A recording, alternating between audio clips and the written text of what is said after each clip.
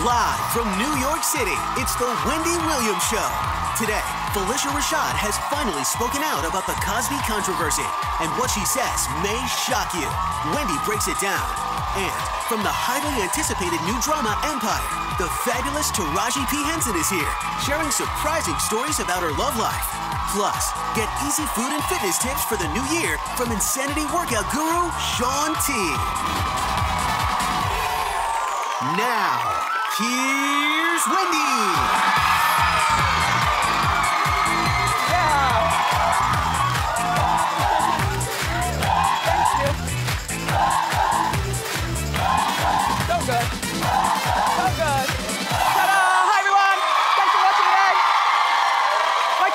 Studio audience, say hello to them. Oh, I'm well rested. Let's talk about stuff. It's time for Hot Topics.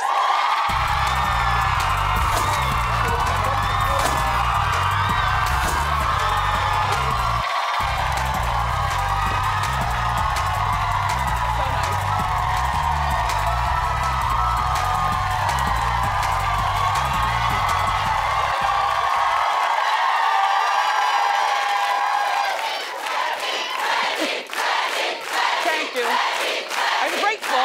Thank you very much. Thank you. Now have a seat. I know you're just happy to be inside. It's like 5 degrees outside, right? It's freezing all around the country. By the way, I think it's a little late to say Happy New Year. Like, people are still saying that. You know, we are now 8 days in. Can we dead that? And while you're at it, can you take down your Christmas lights? Thank you. Just saying. Did you watch American Idol last night? Yeah. Jennifer Lopez, Keith Urban, Harry, they're all back, but Jennifer is the reason to watch. Yeah. Yes. Yeah. She gave us not one fabulous look, but 2. Take a look at Jennifer last night. Ugh, right?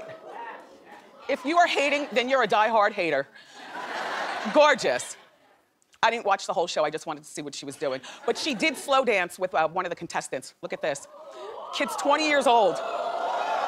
And you know, Jen loves a young man. How could you not fall in love with her? You know what I mean? Anyway, she's a lot of fun, and she will be here later on this month. Can't wait to see her. Yeah. Hope she brings her mom. Phylicia Rashad has broken her silence regarding Bill Cosby. Well, if you stayed up until 12:30, then you saw Nightline. If you didn't, then I'm here to fill you in. Okay? Thank you. Because that's what I do. She believes the scandal is, you know, with the sexual assaults is a, well, take a look at this. Well, my initial reaction to the allegations was, someone has a vested interest in preventing Mr. Cosby's return to network television. I did talk to him towards the beginning of all of this, and his comment then was, the internet has given some anonymous people a very loud voice. Who would have a vested interest in attacking the legacy of Bill Cosby? That's my question, too. Bye, Phylicia.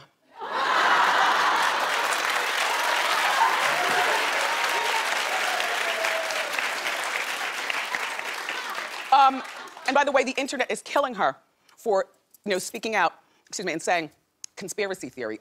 Conspiracy against what? Or for what? He had a deal with NBC. He was gonna play a grandpa in some sort of sitcom. They pulled the deal after the scandal broke. You know, they're almost, well, 3 more women came out yesterday. It brings it close to 30 women in, you know, total. Including Kathy Lee, including Kathy Lee, well, she talked about it. You know, this is weeks ago. Including Beverly Johnson, who doesn't lie. Now, I'm not saying anything, I'm just saying.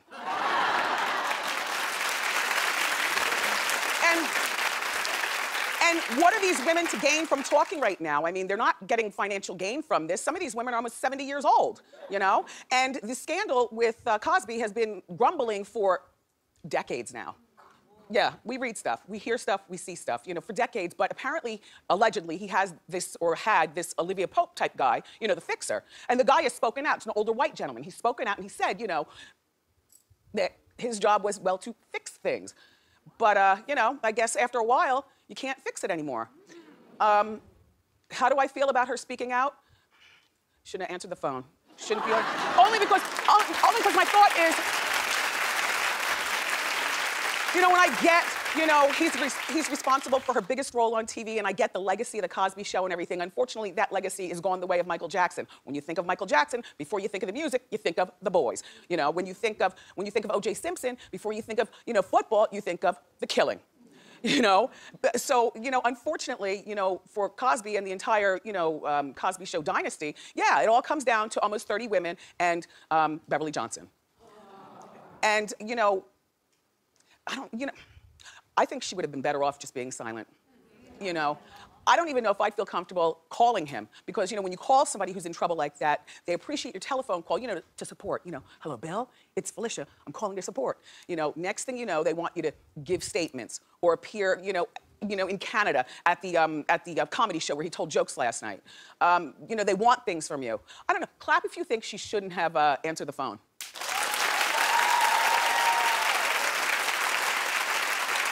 I mean, even when you want to help your friends, sometimes, you know, there's certain kind of help that you can't give, particularly in a situation like this, and almost 30 women, you know? Bye, Phylicia. Okay.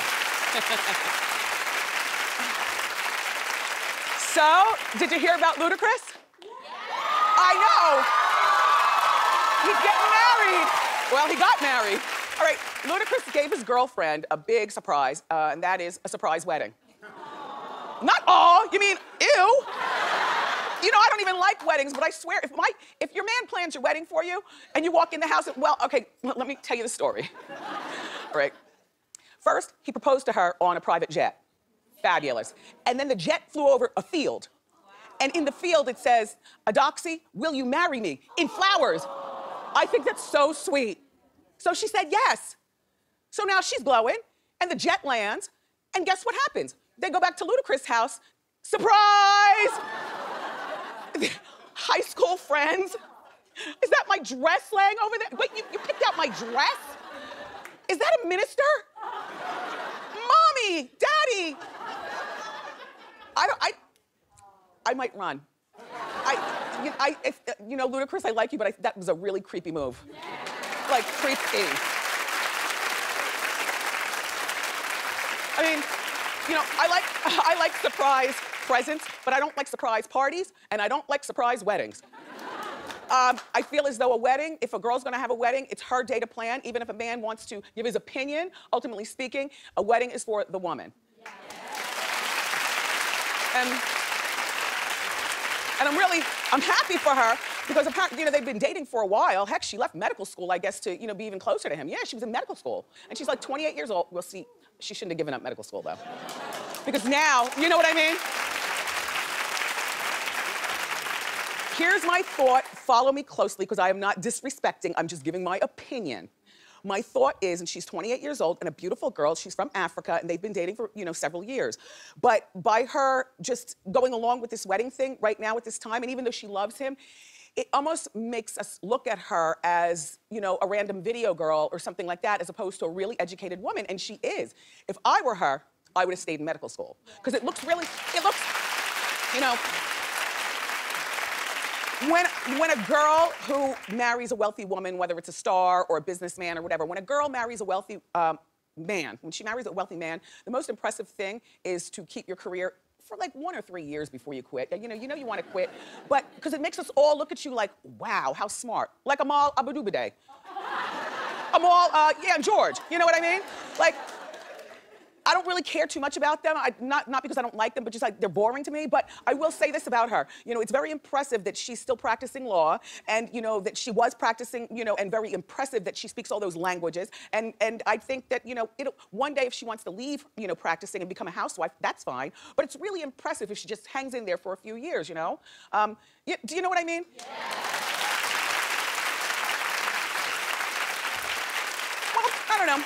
Maybe she'll go back to medical school, open a practice. She doesn't have to be there all day or, you know, every day. You know, you go in 3 or 5 days a week, and we all would look at her like, wow, Miss Ludacris is Dr. Ludacris, and she's still practicing. I don't know, maybe that's just me, but I'm just saying. But congratulations to both of you, and good luck.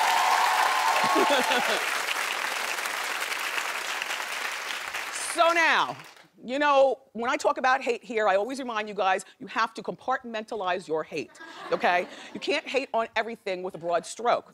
With that in mind, Justin Bieber is the new face of Calvin Klein.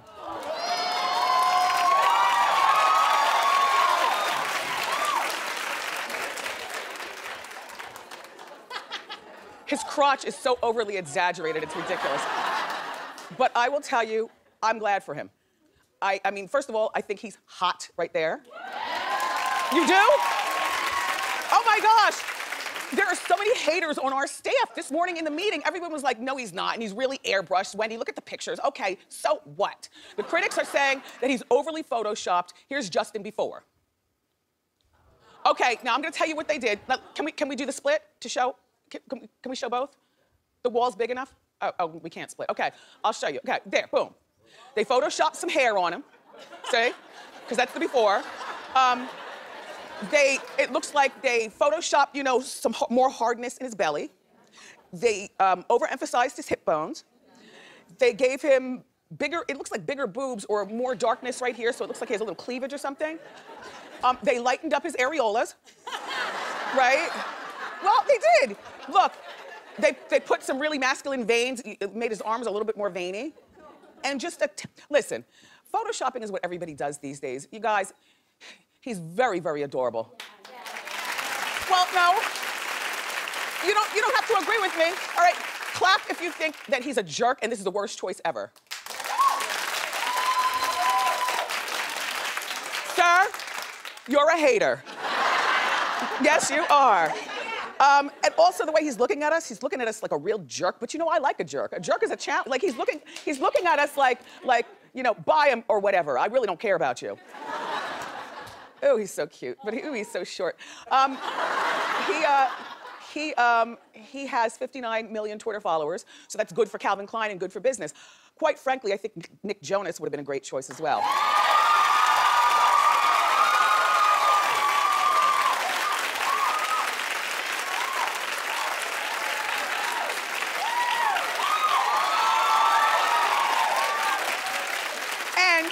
You know, Bieber's been here before. He's an arrogant, he's a jerk. Nick Jonas was just here the other day, just as nice as he can possibly be. However, Nick only has 9 million Twitter followers, so that's not good for business. And these companies, I know, it matters, the followers. Let's do a clap poll. Who'd you rather? Justin? Some of the men clap too. Who'd you rather, Nick Jonas?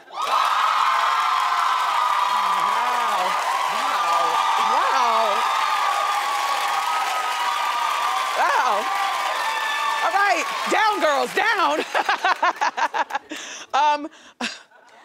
Calvin Klein, though, you did make the right choice. Sorry, Nick. Get your Twitter followers up, though, and you're next. All right, so Arnold and Maria are fighting over their son's girlfriend, Miley Cyrus. They're still fighting, yes, over her. Reportedly, Arnold loves Miley's wild ways. He even spent New Year's with her, which pissed Maria off. She's mad because he's encouraging the relationship. I don't know, you know, part of me says that Maria needs to lighten up. You know what I'm saying? It's not like these kids are getting married. He's still in college, and I feel like sometimes when moms and dads interfere too much in a relationship, we've talked about this, it makes the kid want to do just the opposite, you know? But I understand Maria's concerns. You know, she is a Kennedy. He's a full-blown Kennedy. I'm sure she wants, you know, him to eventually marry somebody like Emil Abadubide. Or something like, a nice girl with a political background and so on and so forth. And Arnold, well, he doesn't care. He showed that by Mildred the maid. Arnold likes to have fun.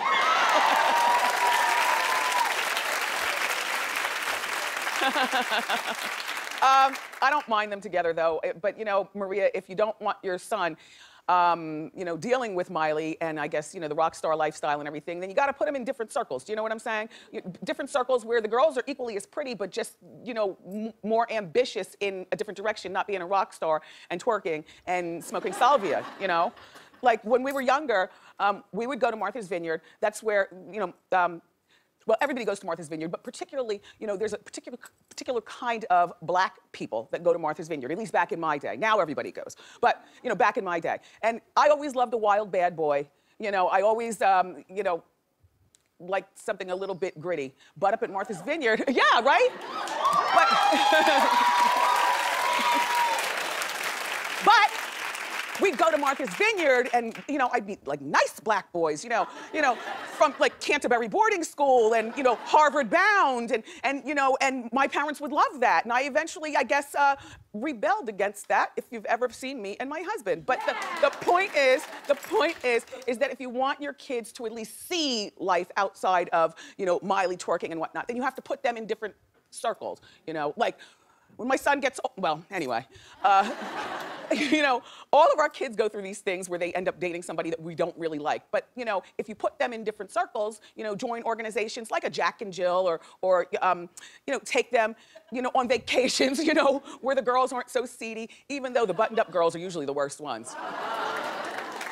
But the thing is, we know how to clean, I mean, you know how to clean that up. You know, and come out. Like Emile could be worse than Miley, you know, an Emile type girl. But she knows how to cover that up. And I think that that's one of the lessons in life. You can be who you want. Just learn how to cover that up so the world doesn't know. You know, you understand what I'm saying? When I first got this show, and I had a list of dream guests, for which I don't have one anymore, you know, I just love it. I love it all. But when I first got this show, Jennifer Love Hewitt was one of my dream guests. I had never met her before, but there's something really sweet about Love and her smile and her squinty eyes and the whole bit.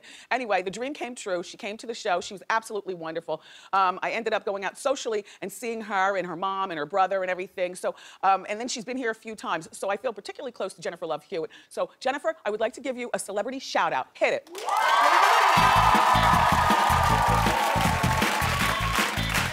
So, she and her husband, Brian, are expecting baby number 2. I know. They already have a 13-month-old daughter, so that's 2 under 2. I was in the grocery store the other day and I was looking at the cover of the magazine, one of the magazines, and it was talking about the Princess Kate, saying that she's about to have 2 under 2. Does anybody out here have 2 under 2? You do? God bless you. Who's watching the kids? They watch each other. Anyway, Love, congratulations to you and Brian.